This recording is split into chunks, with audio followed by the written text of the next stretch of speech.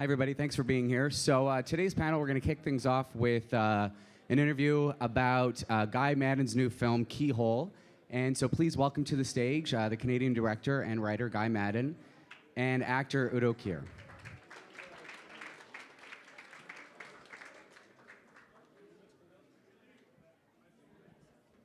think this is... Hello. Hello. There you go. Is it on? Hello. Hello.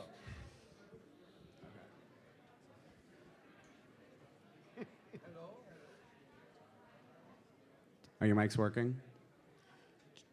Sibilance. Yes, okay.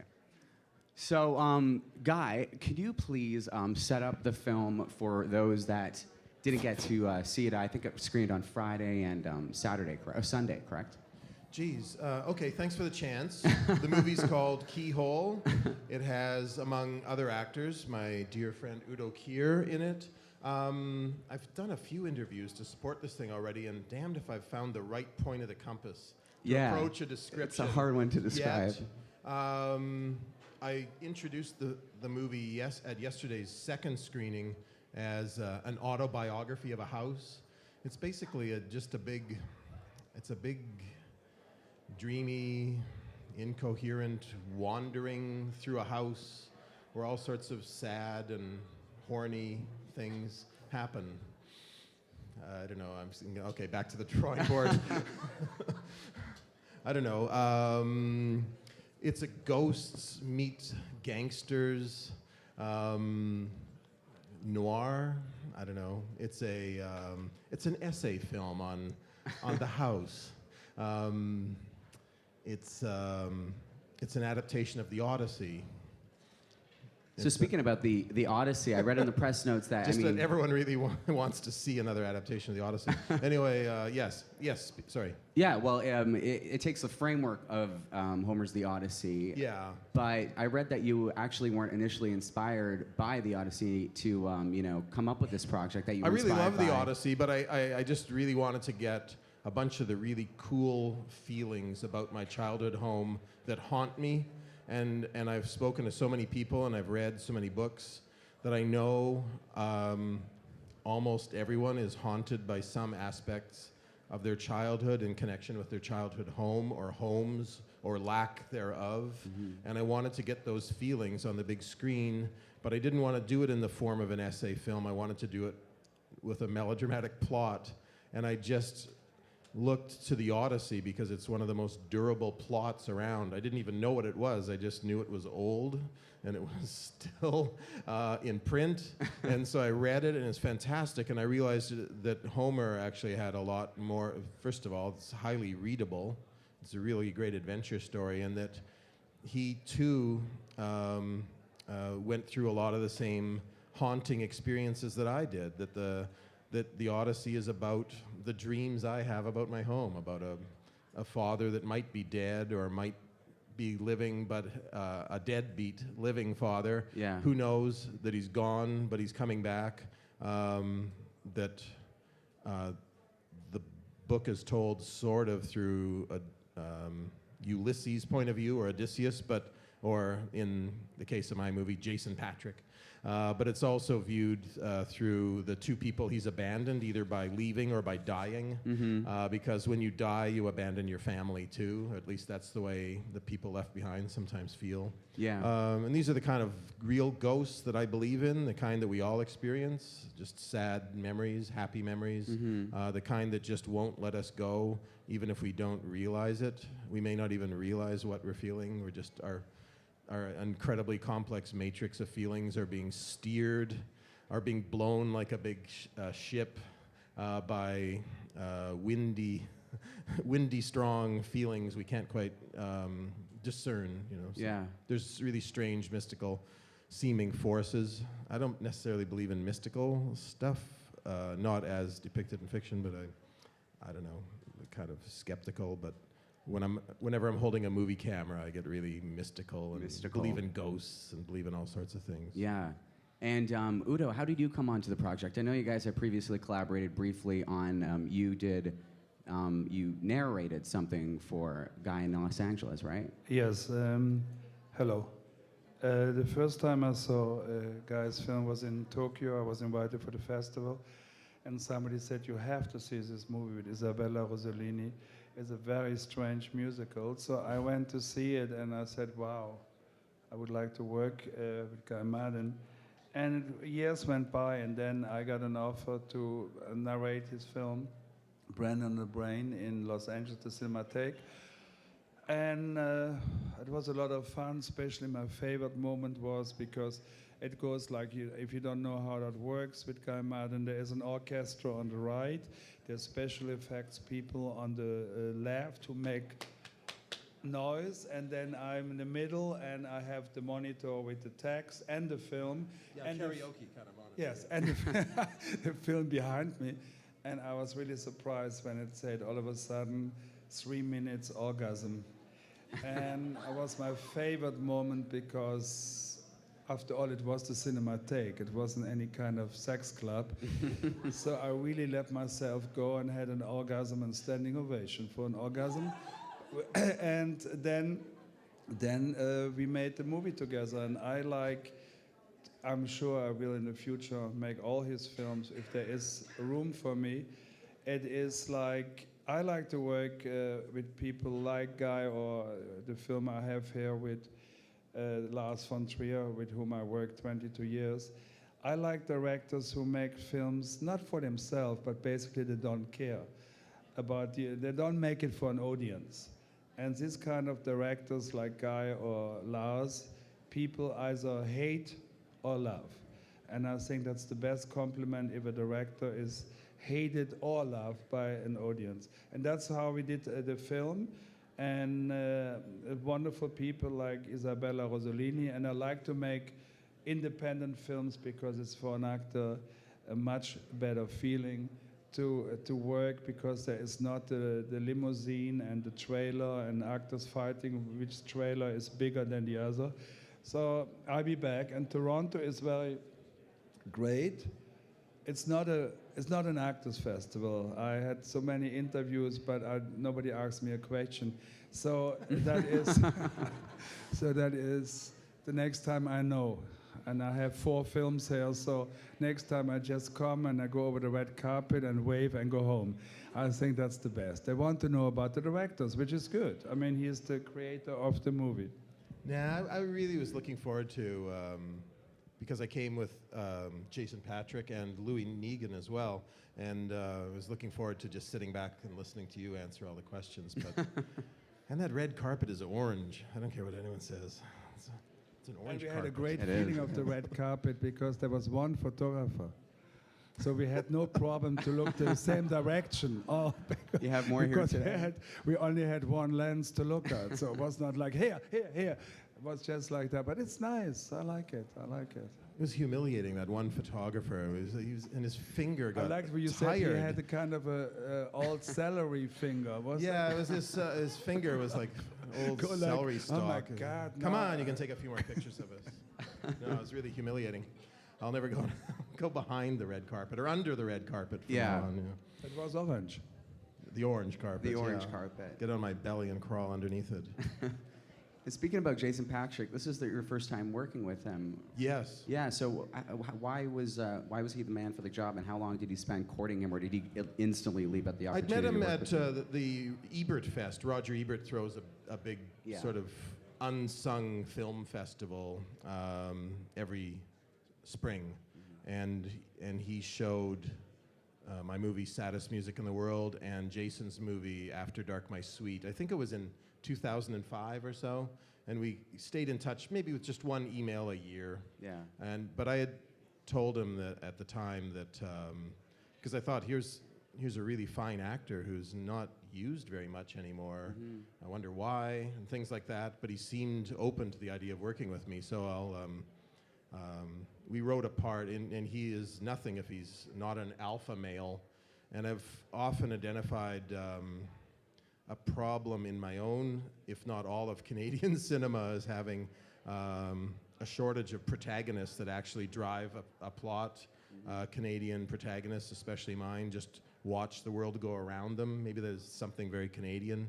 Maybe it's just the way we've all grown up watching America or something. Yeah. Americans have protagonists and Canadian watch American protagonists. Anyway, it seemed like with him in mind, and he's a protagonist in real life as well, that we'd create a character for him, and that fit in, that dovetailed with the Odyssey as well, because the Ulysses character makes things happen and stuff. So we worked with him, and he does make things happen both on screen and off, and you know, it's terrifying, and we're finished.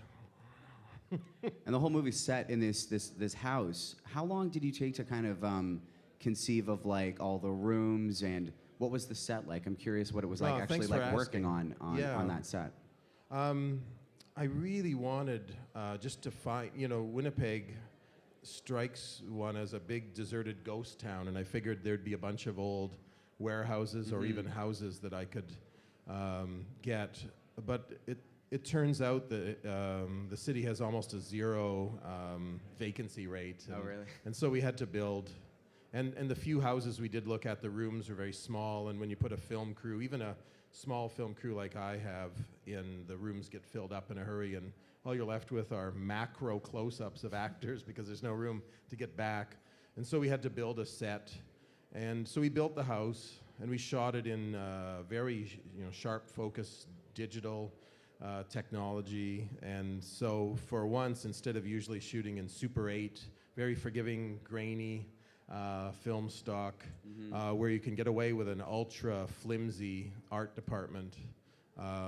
We had an ultra flimsy art department and really sharp focus photography, so we just went with it and just tried to make the story, just tried to just embrace the flimsiness. Yeah. Well, I've always embraced the flimsiness anyway, but I've just never done it in HD before. Yeah, how was working in HD? Did you enjoy the process? Would you go back? I liked it. I liked the way it threw Jason off at first because, you know, the Canon 5D or whatever just looks like a still camera. Yeah, it just looks like something, you know, when you're modeling a sweater you get for Christmas, someone takes a picture of you in it. Yeah. And it looks like that. And I guess Jason was used to, I never asked Udo about this, but maybe used to working in front of real movie cameras. And then all of a sudden, Ben Kasulki and I are running around with these things seemingly taking snapshots of people, but Jason kept saying he was waiting for the real movie cameras to come out. I think he thought we were faking making a movie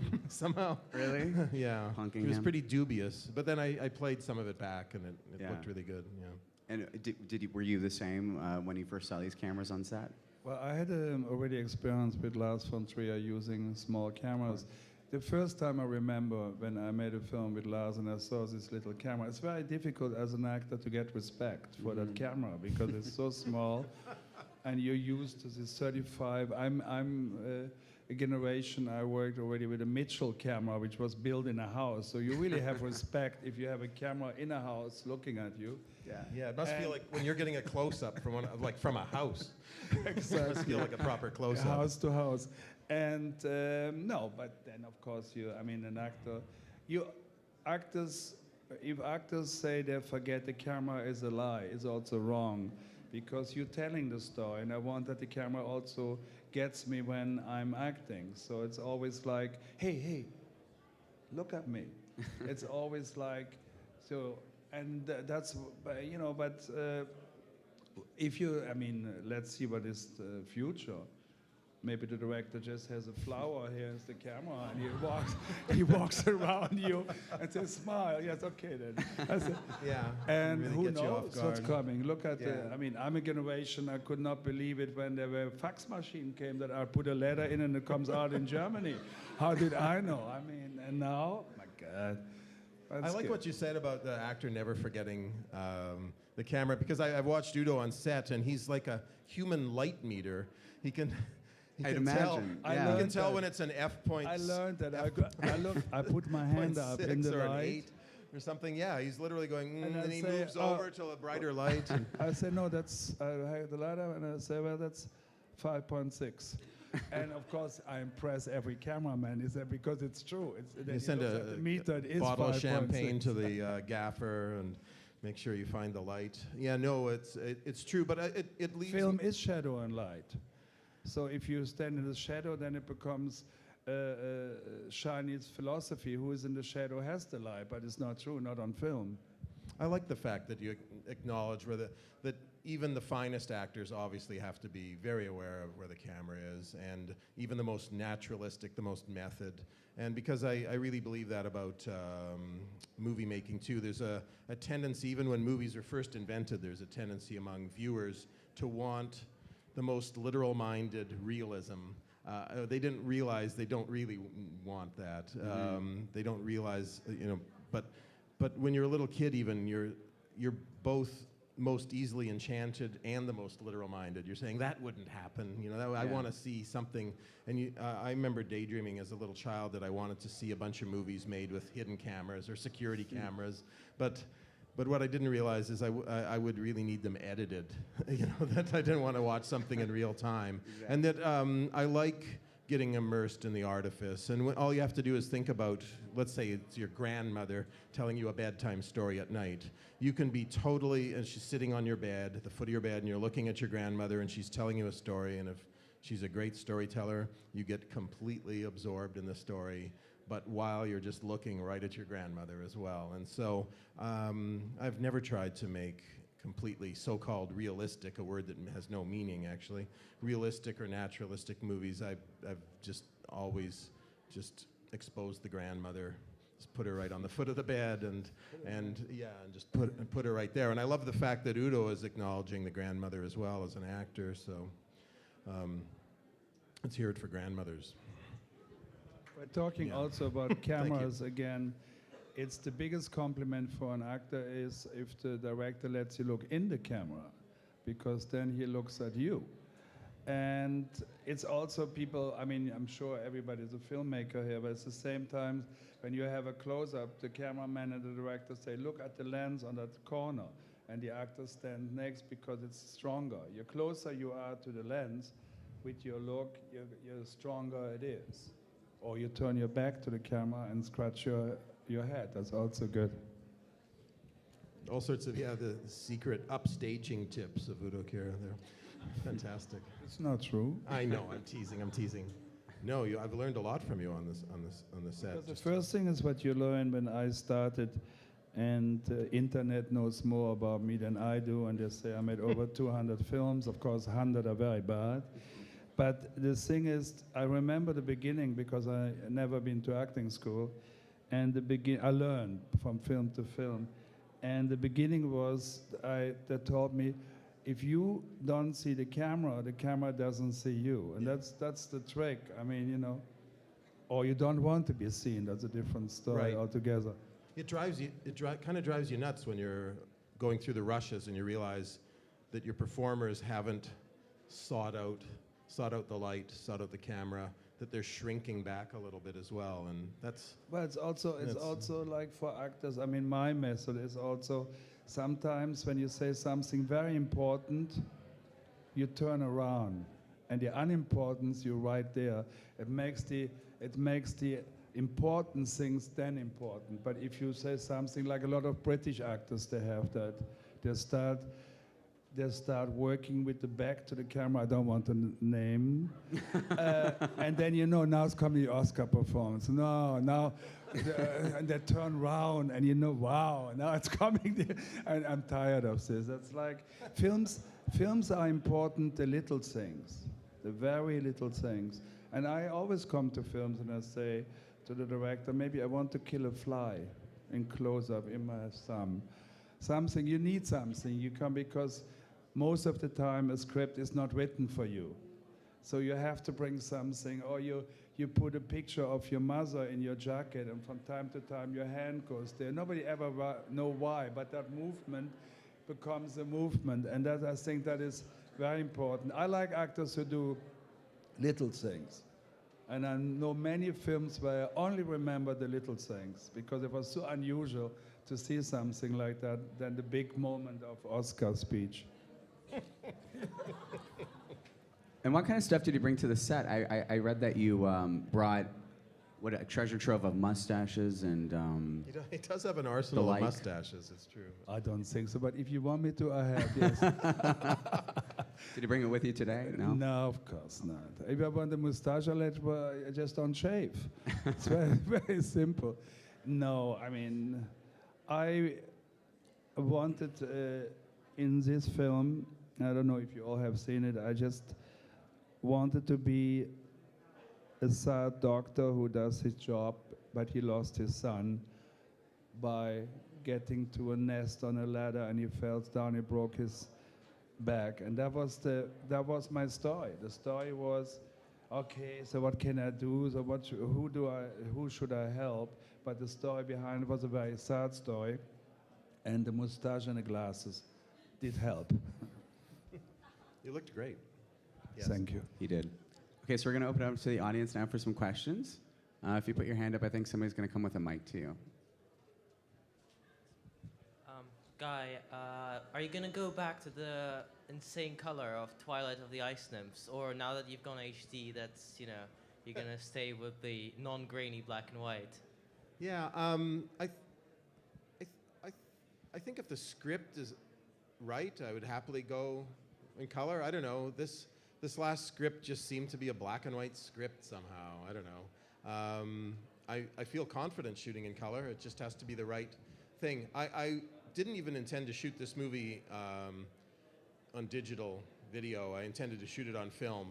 The budget got really tight though, and it still seemed like a film project to me.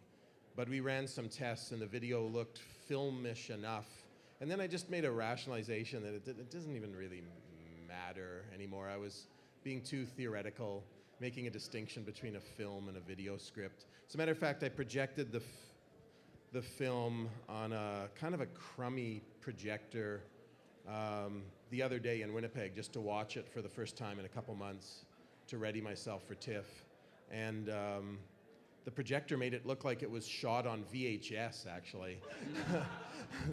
And I kind of liked it. It reminded me of like watching my own movie on a very late night broadcast in the early 80s or something like that. So I decided that it didn't matter what medium it was shot in. I'm ready for color. The next feature script I write, I'm going to try to come up with a color script. You're writing color. I'm going to write in color. I'm going to get out at least 6 different colored inks and write it in color. Yep. This one was written in black and white. I had to shoot it in black and white. Yes. Ada Wong from Save Films. What's your major influence in filmmaking? Like, where do you get your inspiration from in the beginning of your movie career? And because of your unusual style, aren't you worried about getting money all the time, like to get your movie made? Because it's so unusual. You have one group of people who like you and one group of people you don't. You must have a tough time getting funding from financing. And what's your budget usually? I'm feeling the hate in this room. Let's see.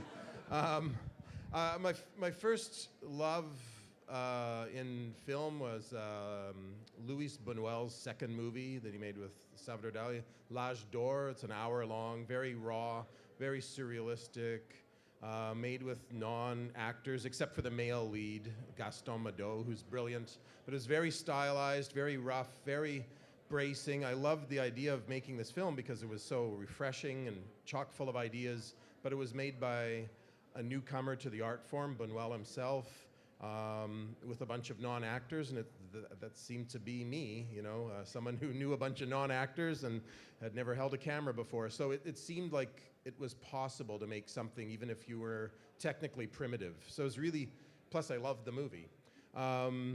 As for raising money, that's always an issue, and it's a boring subject, but I will tell you this, that at one point I was prepared for Keyhole to be funded in one of the most radically ridiculous ways possible. I can always get offered $20,000 here, $15,000 there to make a 3 or 4 minute long movie for something, an installation for the Rotterdam Film Festival, or I made a commission with the Images Festival here. And so I started to make short films, but under the condition that I would have permission to reuse the footage in a feature film. So I made a bunch of short films all set in the same universe as Keyhole and using a lot of the same themes and a lot of the same sets and props. They're all set in a house with different things and a lot of the same actors.